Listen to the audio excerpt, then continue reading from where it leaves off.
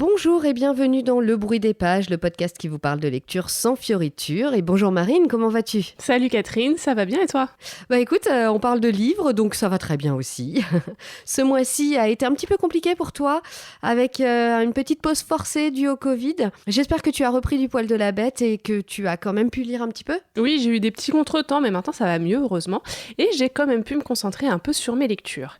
Alors, comme ça fait 2 épisodes qu'on vous fait des thèmes, on s'est dit que pour ce 14e numéro du Bruit des Pages, on allait se laisser porter par nos lectures du moment.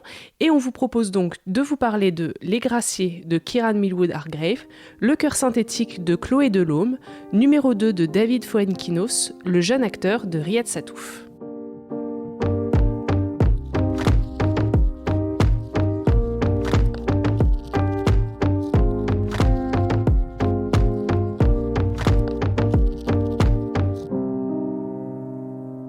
Et on ouvre cet épisode avec un roman qui aurait tout à fait eu sa place dans notre numéro spécial sorcière d'Halloween. Il s'agit du roman de Kieran Millwood Hargrave, Les Graciers, paru chez Robert Laffont. Vous pouvez également le retrouver en poche chez Pocket. Norvège, 1617. Il a suffi d'une nuit de tempête et d'horreur. Depuis que la mer a rendu cadavre après cadavre tous les hommes de Vardø, les femmes du village ont pris les choses en main, la pêche, les travaux domestiques, mais il était dit, même aux confins du cercle polaire, qu'on ne laisserait jamais les femmes en paix. En vertu du décret sur la sorcellerie fraîchement entré en vigueur, il est venu du continent un pasteur étranger, Absalom Cornette, inquisiteur fanatique et chasseur de sorcières. Pour Maren, Kirsten, Ursa et les autres, toutes prisonnières chacune à sa manière, le bûcher est déjà dressé. J'ai pas été complètement emballée par ce roman, même si je l'ai beaucoup aimé quand même. Mais voilà, je dirais que c'est pas non plus le plus gros coup de cœur de l'année. En fait, je l'ai trouvé un petit peu déséquilibré. J'ai mis longtemps à entrer dans le livre. Il m'a fallu presque une centaine de pages pour être vraiment plongée dans l'histoire. Et à l'inverse, j'ai trouvé la fin très intense. Les dernières centaines de pages, j'ai été complètement captivée. J'ai vraiment pas pu reposer le bouquin. Je l'ai lu en décembre dernier et évidemment, après notre sélection spéciale sorcière de novembre, j'étais vraiment encore beaucoup dans le thème. Et en plus, c'est un thème et une histoire, cette chasse aux sorcières qui m'intéresse beaucoup. Et du coup, Les Graciers tombaient bien au bon moment, d'autant plus que c'est un roman qui s'inspire de faits réels, d'un vrai procès de sorcières qui a eu lieu au XVIIe siècle dans cette contrée nordique de la Norvège et où 91 personnes ont été exécutées. Alors moi j'ai découvert Kieran Millwood Hargrave avec un autre roman, Les filles qui ne mouraient pas. C'est un roman jeunesse qui s'inspire du mythe de Dracula, mais version un peu plus féministe on va dire. Et Les Graciers, c'est son premier roman destiné à un public de lecteurs peut-être plus adultes. Et c'est vrai que j'ai pas autant aimé que Les filles qui ne mouraient pas, notamment comme tu le disais parce que le début est un peu lent et en effet il faut bien une bonne centaine de pages pour entrer dans le roman, dans l'intrigue. Et en plus de ça, moi je me mélangeais un peu avec les noms des personnages avec ces sonorités très nordiques. Mais bon, une fois qu'il y a ces premières difficultés qui sont passées, le rythme s'accélère et vraiment la tension monte. Oui, et moi alors ce que j'ai particulièrement aimé dans le roman, c'est la description de cette amitié-amour qui se développe entre deux des personnages principaux, Maren et Ursa. Je trouve que c'est une très belle description. C'est simple, c'est sans fioriture, c'est assez naturel et c'est, je trouve, ce qui la rend vraiment émouvante, surtout face à la brutalité qu'on voit de l'autre côté des chasseurs de sorcières et puis aussi de certaines femmes qui peuvent être aussi brutales et méchantes. J'ai trouvé que Kieran Millwood Hargrave avait su créer un très très beau tableau de personnages.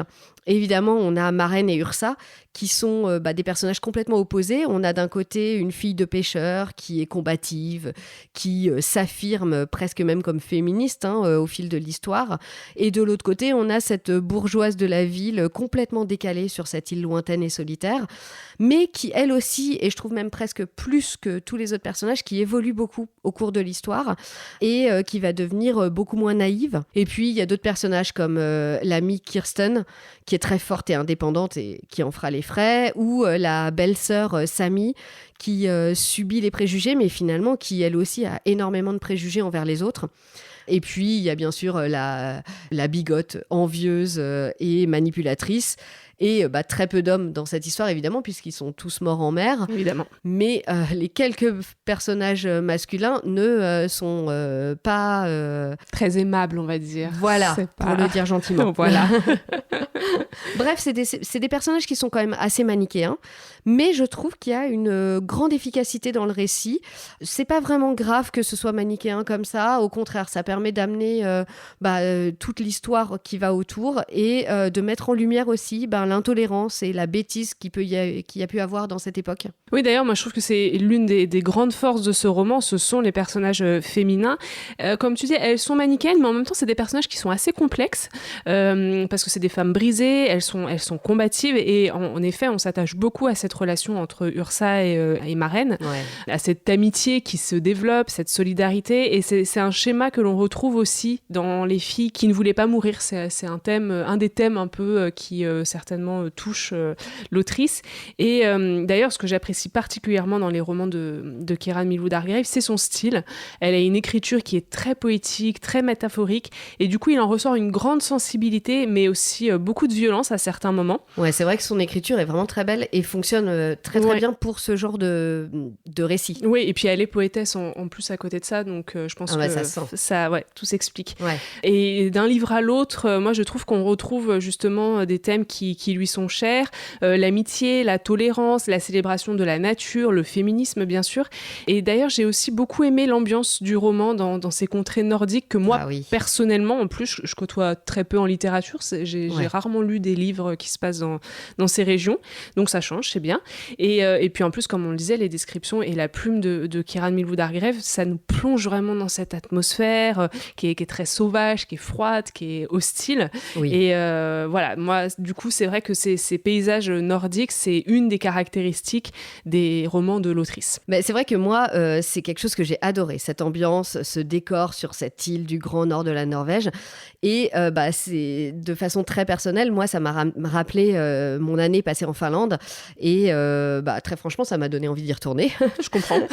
Et aussi de découvrir cet endroit, parce que finalement, moi j'étais en Finlande, là c'est la Norvège, donc c'est le Grand Nord. Moi, j'ai pas forcément vu d'île, j'ai vu plus l'intérieur des terres. Donc voilà, je me disais, enfin voilà, je trouve qu'elle le décrit très très bien et qu'on imagine complètement le lieu et qu'on a vraiment envie d'aller voir ça donne envie. De nous-mêmes à quoi ça ressemble. Et tu disais que tu n'avais pas lu de romans. Moi, j'en ai lu quelques-uns justement, mais plus sur d'auteurs finlandais qui étaient très chouettes aussi et qui sont vraiment très particuliers. Je pense qu'il y a vraiment une âme un peu nordique qu'on retrouve dans les romans.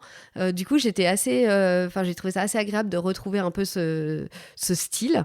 Et c'est vrai que Kieran Millwood Hargrave décrit très très bien, je trouve, la dureté du lieu, mais aussi une sorte de beauté brute.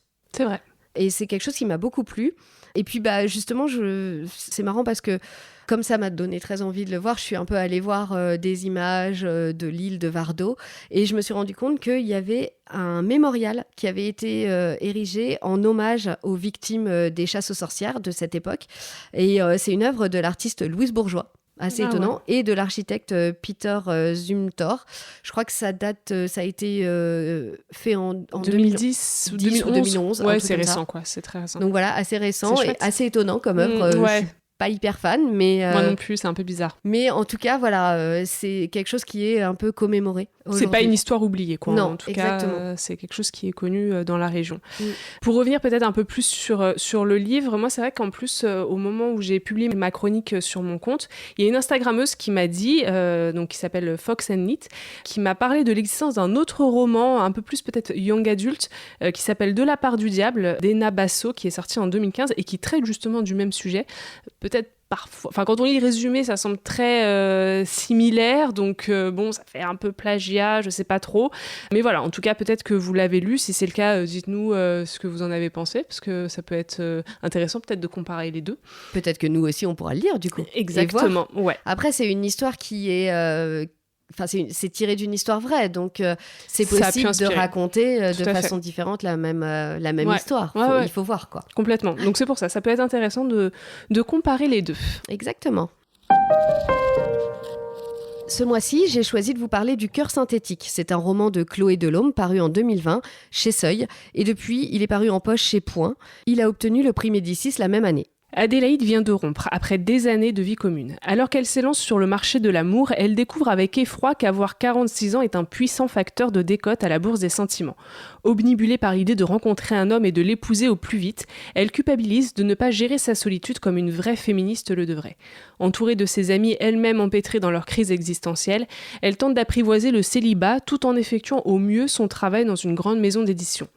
En seconde partie de vie, une femme seule fait ce qu'elle peut. Les statistiques tournent dans sa tête et ne parlent pas en sa faveur. Il y a plus de femmes que d'hommes et il meurt en premier. Alors si je comprends bien, ce livre, il n'était pas vraiment dans ta pile à lire, mais il s'est ajouté dans ta liste de lecture ces dernières semaines. Oui, en effet, j'étais vraiment partie pour lire un autre roman, dont je comptais d'ailleurs vous parler aujourd'hui, mais deux de nos collègues m'ont fait changer d'avis en me parlant toutes les deux, et pas au même moment, de ce roman, et exactement de la même façon. Elles m'ont dit « Tu verras, le livre est pas fou, mais la fin est géniale ». Alors bon, quand deux personnes te disent exactement la même chose sur un livre, bah ta curiosité est forcément piquée. C'est vrai, ouais. Du coup, je l'ai lu et bah, j'ai envie de vous dire, c'est un livre pas fou, mais la fin est vraiment géniale. Ok.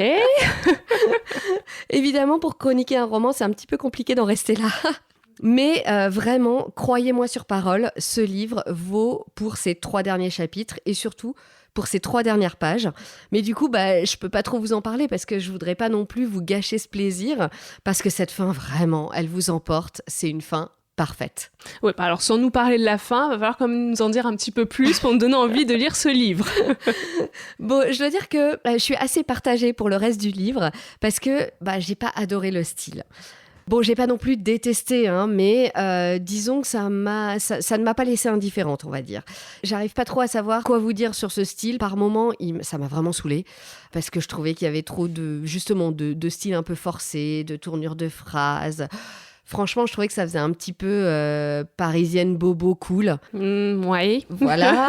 Et à d'autres moments, ça me gênait pas, ça collait bien avec le roman. Et il faut admettre que, oui, ça va plutôt bien avec le sujet parce qu'on parle quand même de parisienne bobo cool. Oui, ça colle. Voilà, qui ont la quarantaine, qui bossent dans des maisons d'édition. Donc, un style un peu parisien bobo cool. Tout est dit, quoi. Ça va avec, quoi. Et puis, il faut dire que l'histoire est un peu déprimante. On parle quand même d'une femme de 45 ans qui quitte son mari, la fleur au fusil, pour se rendre compte que finalement, le marché de la séduction, c'est plus que ce qu'il était à ses 20 ans. Que soit elle est périmée aux yeux des hommes, soit il reste plus que les hommes avec un défaut de fabrication. Et de toute façon, qu'à cet âge-là, si t'es pas en couple et sans enfant, t'es plus grand-chose socialement. Voilà. Ambiance. Ouais, ça donne envie, donc, tout ça. Vive la quarantaine. Voilà, c'est ça. La quarantaine célibataire. La quarantaine célibataire. C'est vraiment impitoyable et cruellement réaliste. C'est cynique à souhait et je trouve qu'il faut avoir quand même le cœur bien accroché pour tenir le coup tout au long de ces aventures ou tentatives d'aventure tout aussi franchement désespérantes les unes que les autres. Vraiment, quand t'es dans cette situation, et je l'ai été il y a pas si longtemps, donc je me souviens encore, c'est pas encourageant, quoi. Et en même temps, il faut bien s'avouer que c'est pas tout à fait faux, quoi. Il y a une part de vérité. Voilà, donc est-ce que vraiment t'as envie de lire un livre qui va t'expliquer de façon très noire que c'est vraiment pas gagné pour le reste de ta vie? Là, comme ça, j'ai envie de te dire non, mais bon, rassure-moi quand même, tout n'est pas noir. Non, tout n'est pas noir. J'ai trouvé, il y a pas mal d'humour quand même dans ce livre, et puis il est pas trop long. Donc voilà, on s'inflige pas ça trop longtemps. Et puis il y a les copines quand même qui viennent bien arranger les choses à coups de cocktails, de coke aussi, et de rituels de sorcellerie. D'ailleurs, ça... Ouais, avec le thème du mois de novembre, ça aurait été pas mal, on non ? aurait presque pu le rajouter dans notre thème de sorcellerie moderne. Voilà, des sorcières. Et puis chacune des copines est une déclinaison de la femme trentenaire/quarantenaire, mais en même temps sans trop de clichés, ce que je trouve quand même très agréable. Et voilà, entre Adélaïde et ses copines, on a une comédie aigre douce et bien féministe, évidemment, comme on les aime. Ça, on aime, ouais. Voilà, donc ça fait passer la pilule. Et puis, quand la réalité du propos de Chloé Delhomme devient vraiment trop lourde, en fait, on arrive à la fin et c'est là que ça vient tout sauver parce que cette fin, vraiment... J'y reviens, hein, mais j'ai adoré. Vraiment, il faut vraiment lire ce livre juste pour ça. Ça m'a même fait pleurer, mais pleurer positif, tu vois, genre pas pleurer triste, pleurer genre je suis trop contente de cette fin. Bon, ça va, happy end. Voilà, exactement. Parce que je trouve qu'il y avait vraiment... C'était une très très belle fin. Il y a beaucoup d'espoir. Ça apporte énormément d'espoir. Après en avoir bien bavé pendant plusieurs chapitres. Voilà, c'est ça. T'as les derniers chapitres qui te donnent un gros souffle d'espoir. Et du coup, c'est pour ça que même aux copines célibataires, je leur conseillerais de le lire parce que elles pourraient le voir comme un cadeau empoisonné. Mais non, ça n'est pas un cadeau empoisonné. C'est un vrai cadeau. Voilà. Bon, moi, c'est vrai que je suis un peu partagée. Là. Le thème et la façon dont tu parles de l'écriture, tout ça, ça me donne pas très envie de le lire, je dois t'avouer. Mais bon, je me dis qu'il faut être curieux. Tu m'as bien vendu la fin. Et puis, il a l'air court, donc bon, je le garde en tête pour plus tard quand même.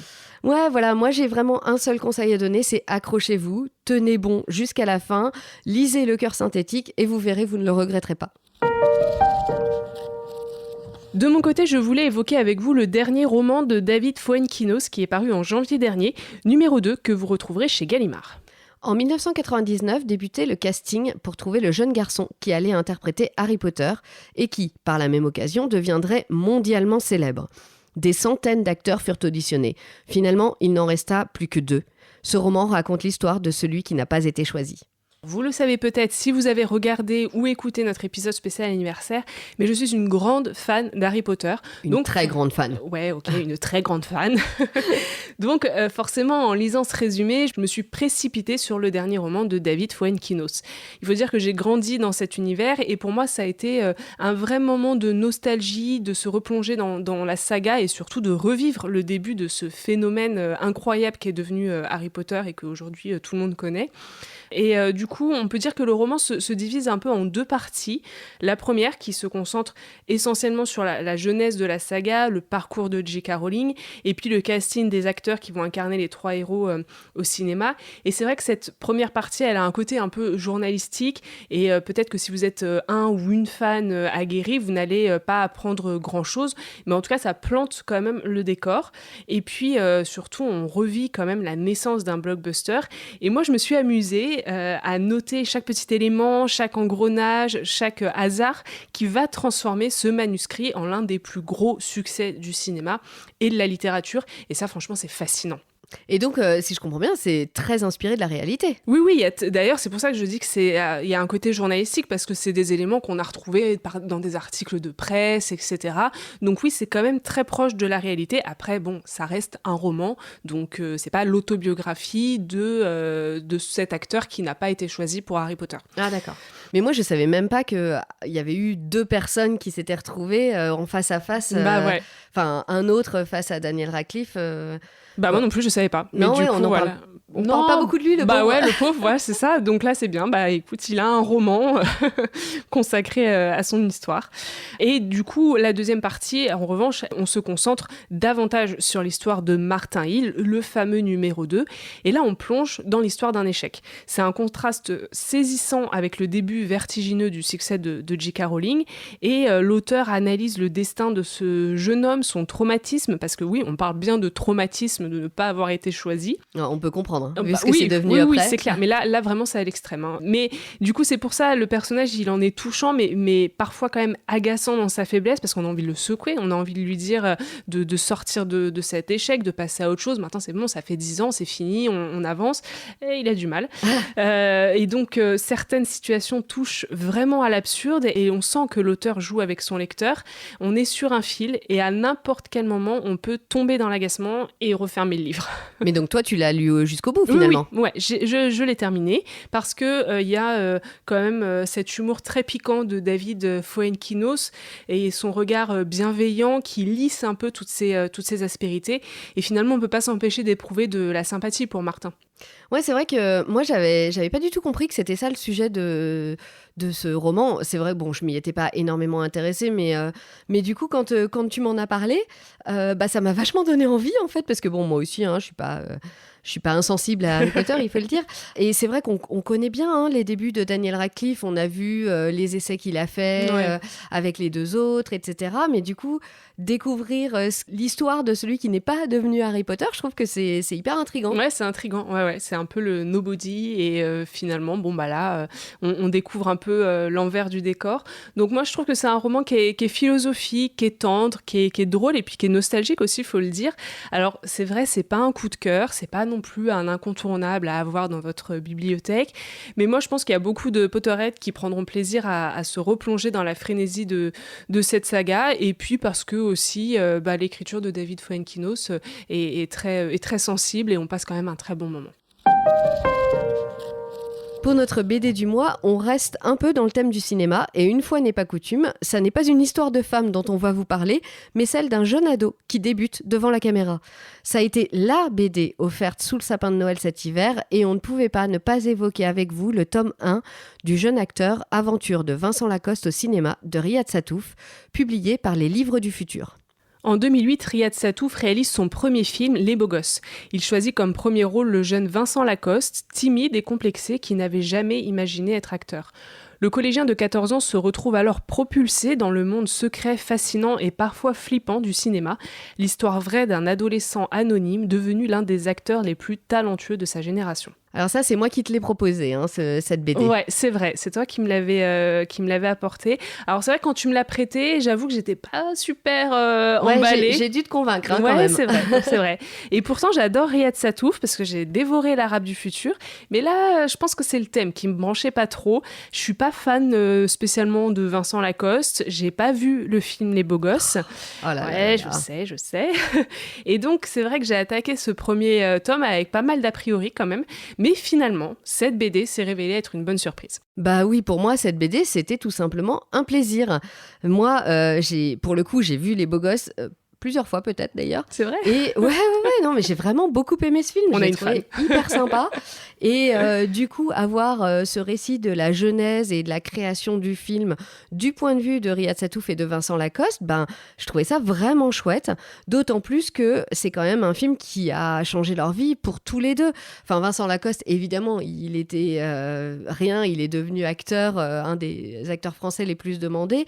Mais même Riyad Sattouf, qui pourtant était déjà connu comme auteur de BD, je pense que ça a été aussi quand même un gros changement pour lui de réaliser ce film. Et du coup, c'est très intéressant, je trouve, de découvrir leur regard sur comment tout a commencé. Oui, c'est vrai, pour ça, c'est assez bien fait. Et évidemment, en plus de ça, c'est drôle parce que Riyad Sattouf, oui. il a beaucoup, beaucoup d'humour, on le sait. Il y a beaucoup d'autodérision. Ils sont loin, en plus, d'être tendres l'un envers l'autre. Mais bon, c'est quand même de la moquerie sympa, quoi. Ça prouve une grande tendresse et une grande amitié, surtout entre les deux hommes. Et moi, j'ai beaucoup aimé la relation entre Riyad Sattouf et Vincent Lacoste, ce côté un petit peu paternel de l'auteur envers sa jeune recrue. C'est touchant et puis on sent naître la base d'une solide amitié, en fait. Ah oui, non, mais je suis tout à fait d'accord. C'est clair que c'est hyper drôle, c'est sans filtre. Et Riyad Sattouf, comme Vincent Lacoste, n'hésite vraiment pas à se moquer d'eux-mêmes et aussi à se moquer l'un de l'autre. Ce que j'ai trouvé vraiment très... Enfin, ça fonctionne, quoi. Ça marche vraiment bien.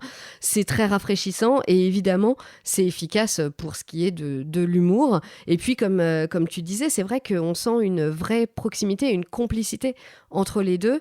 On sent que Riyad Sattouf, il se reconnaît en Vincent Lacoste, il se sent un peu responsable de lui aussi et même qu'il a envie d'être son mentor, franchement. Oui, c'est ça, ouais. Et de l'aider à passer ce cap difficile de l'adolescence. Et puis je trouve qu'il y a un côté aussi où Riyad Sattouf, il est pas dupe, quoi. Et il est un peu en mode attends, j'étais exactement comme toi à ton âge. Les conneries là, je les ai faites aussi. J'ai peut-être l'air d'être un vieux croulant pour toi, mais franchement, c'était il y a pas si longtemps et je sais ce que tu es en train de faire là. Ouais, on me l'a fait pas à moi. C'est vrai qu'il y a ce petit côté-là un peu. Ouais. Exactement. Et puis finalement, tous les deux, ils ont découvert le cinéma en même temps. Et donc, il y a un peu un côté aussi envers du décor que je trouve assez sympa.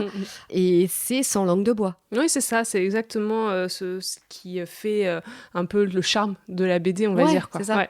Comme tu disais, on suit les débuts de Vincent Lacoste, sa découverte du cinéma et puis son regard d'ado aussi sur le monde qui l'entoure. Ouais. Et c'est un regard d'ailleurs qui est très clairvoyant, qui est très honnête même.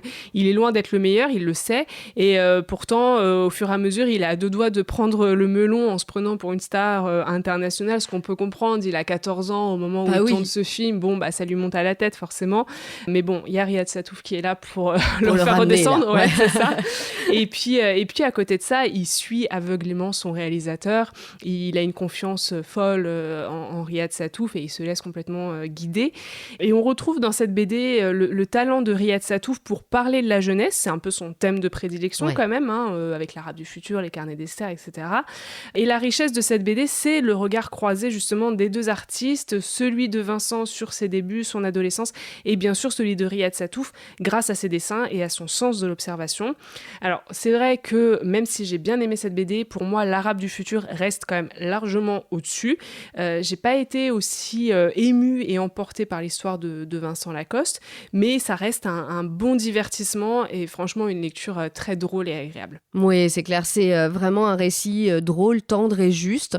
Je sais pas quand sort la suite, mais moi j'ai vraiment hâte de la lire et puis surtout très envie de revoir les beaux gosses quand même. Ouais, alors c'est vrai qu'on n'a pas d'infos sur la sortie du deuxième tome, mais quand même petite précision pour les fans de Riyad Satouf, le tome 6 de l'Arabe du futur, qui sera d'ailleurs le dernier de la série, devrait sortir à la fin de l'année 2022. Nous arrivons à la fin de cet épisode 14 du Bruit des pages avec une sélection assez éclectique ce mois-ci. J'espère que nos choix vous ont plu et qu'on vous a donné quelques idées de lecture supplémentaires. N'hésitez pas à venir partager vos avis avec nous sur Instagram, sur notre compte lebruitdespages.podcast ou alors sur notre site. Et comme toujours, vous retrouverez aussi Marine sur Instagram avec son compte Au fil des pages. Et puis bien sûr, on compte sur vous pour liker le podcast sur les plateformes et même ajouter des commentaires si vous avez aimé le Bruit des pages sur Apple Podcasts par exemple. C'est toujours un énorme coup de pouce pour nous et ça nous permet d'être encore plus visibles et de nous faire d'autant plus connaître. Et avant de vous dire au revoir, dernier tour de table pour nos lectures du moment. Catherine, dans quel livre t'es-tu plongée ces derniers jours ? Écoute, je voulais me lancer dans La 8e vie de Nino Haratichvili que tu m'as prêté il y a quelques jours, mais j'ai eu un petit coup de mou ces derniers temps et donc j'avais besoin d'une lecture facile, doudou, remonte morale. Et donc, je me suis lancée dans un roman de chick lit prêté par une autre amie, The Flat Chair de Beth O'Leary. Et toi, Marine, tu viens donc de finir La 8e vie, puisque tu viens de me le prêter. Qu'est-ce que c'est ta nouvelle lecture, du coup ? Alors moi, je vais changer complètement d'univers et je pense que je vais commencer le livre de Colline Pierret, Pourquoi pas la vie ? Voilà des lectures dont on vous parlera peut-être dans le prochain épisode du Bruit des pages. En attendant, merci à toutes et à tous de nous avoir suivis. On se retrouve dans un mois et d'ici là, rendez-vous à la prochaine page.